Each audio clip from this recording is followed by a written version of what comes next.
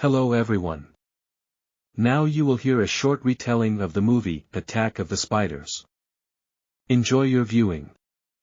When a sleepy driver was transporting chemicals, a rabbit ran across the road.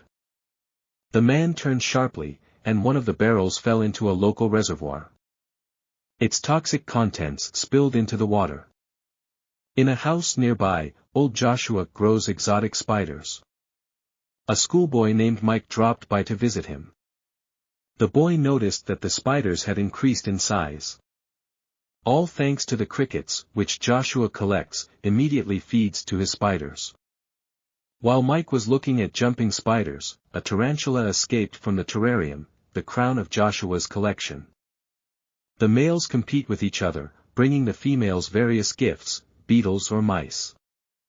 The female is 3 times the size of the males. She injects poison into the victim to dissolve the organs and suck them from the inside while she is still alive. When Mike left, the escaped tarantula bit the owner in the neck. In a panic, the man began to smash the cages, all the spiders got out, and a week passed. Chris, the son of the owner of the local mines, who died 10 years ago, returned to the town. He's staying with his Aunt Gladys, Mike's mom. Sheriff Samantha Parker just found a barrel of chemicals. Deputy Pete accidentally wiped his bald spot with a dirty rubber glove. On the way to the station, Samantha fined the motorcyclists for careless driving. Among the violators was her daughter Ashley.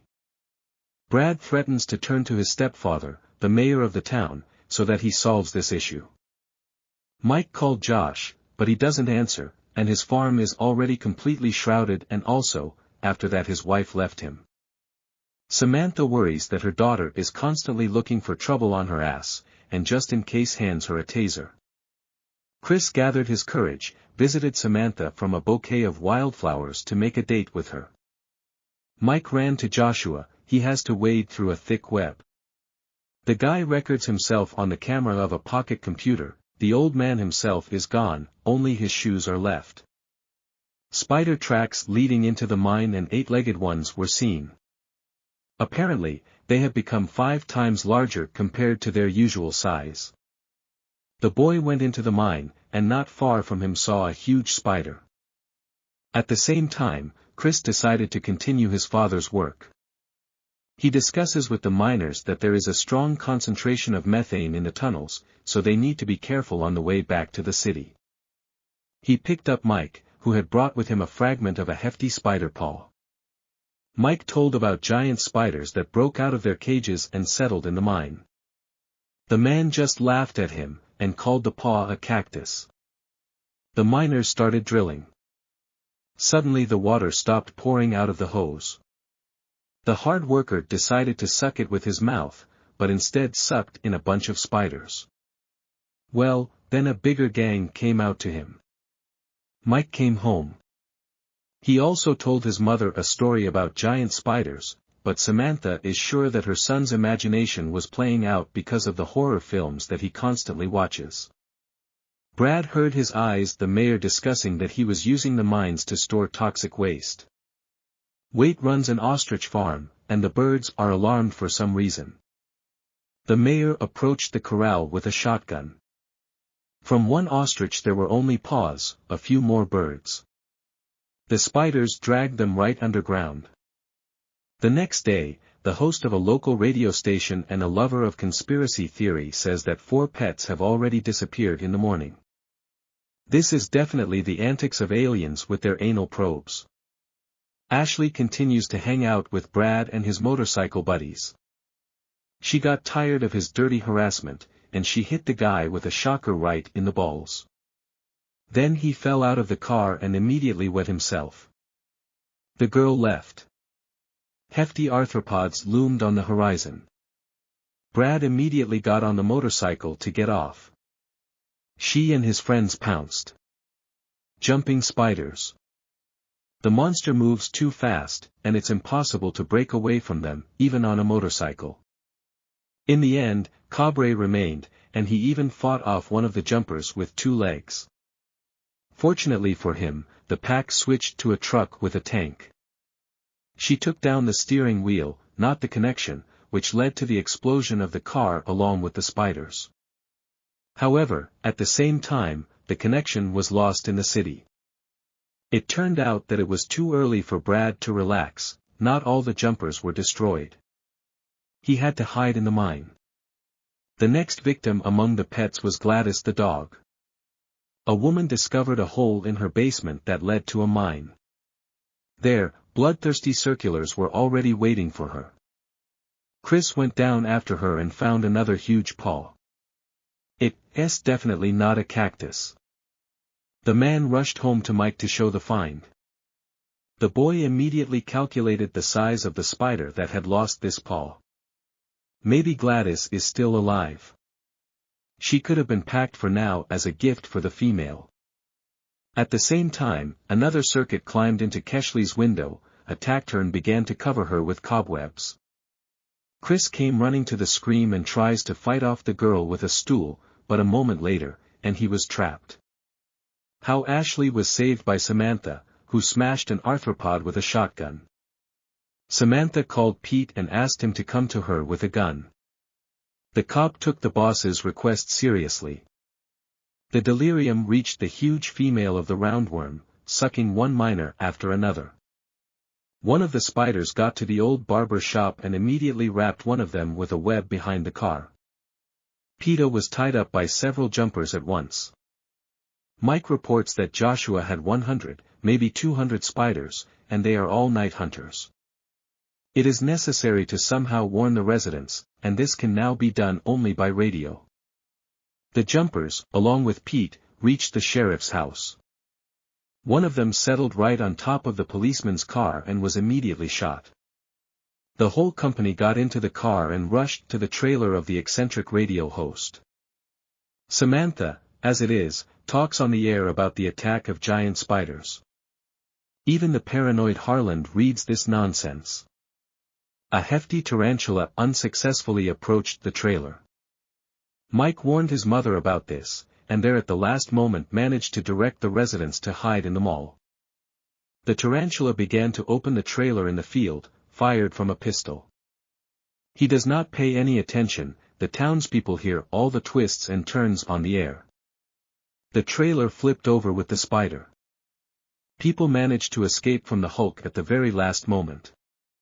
If anyone had doubts about the presence of overgrown spiders in the city, now they were able to see them with their own eyes.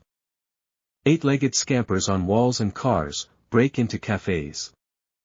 Many of them are dragged into underground burrows. Out of the whole crowd, thanks to his ingenuity, only one hard worker remained alive. It seems that there are more spiders on the streets than people. It is not possible to hide from predators even in cars. The first survivors reached the mall. White won't understand why he's panicking until he turns his head and sees dozens of spiders hunting him. Voters are covered by residents who run into the shopping center. They themselves manage to jump inside at the last moment before the metal gates are closed. Residents are screaming and wondering what is going on at all. Mike asks them to be quiet. Also, in addition to loud sounds of spiders, motion vibrations attract. We need to contact the military somehow. The mayor has a cell phone with him. But you will have to climb to the roof of the building, where it will be normal to catch. People are armed with gardening and power tools. Harland and Chris climb onto the roof. Therefore, instead of climbing up, he distracted the spiders on himself and fell from the roof into the bushes. But the spiders still climbed up the tower, and Chris had to escape by climbing down the cable and flying into the ventilation.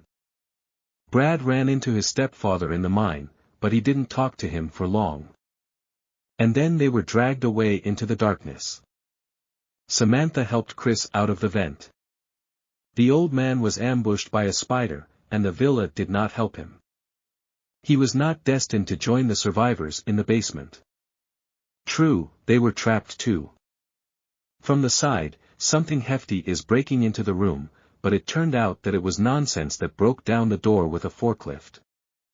Chris knows how the mine works and will try to get everyone out of here.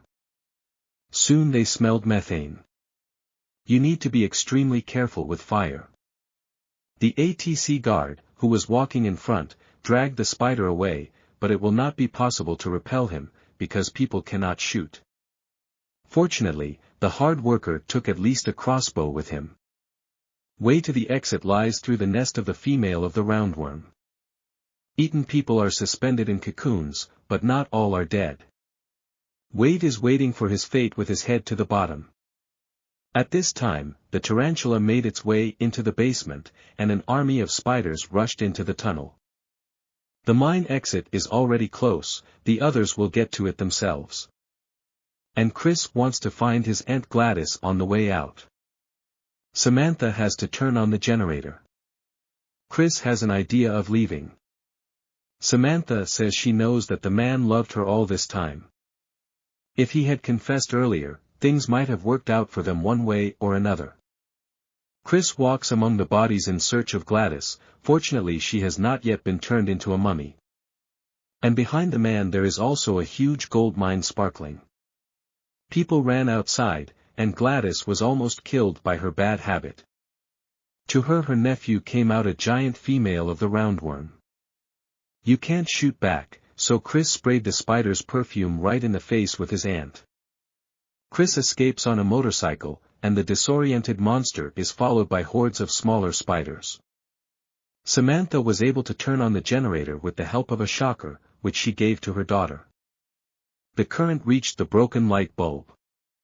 The spark led to an explosion of methane, which covered all the spiders, including a huge female. Chris and his aunt flew out of the tunnel at the last moment.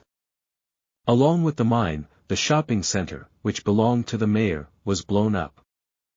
Suddenly, the police arrived with firefighters from the neighboring city. They turned out to be fans of Harlan's show, so they immediately rushed to help. And Pete eventually began to grow bald after contact with chemicals. Harlan finished his broadcast, summing up that the city was still attacked by aliens, but the main thing was that he saved his ass from an anal probe.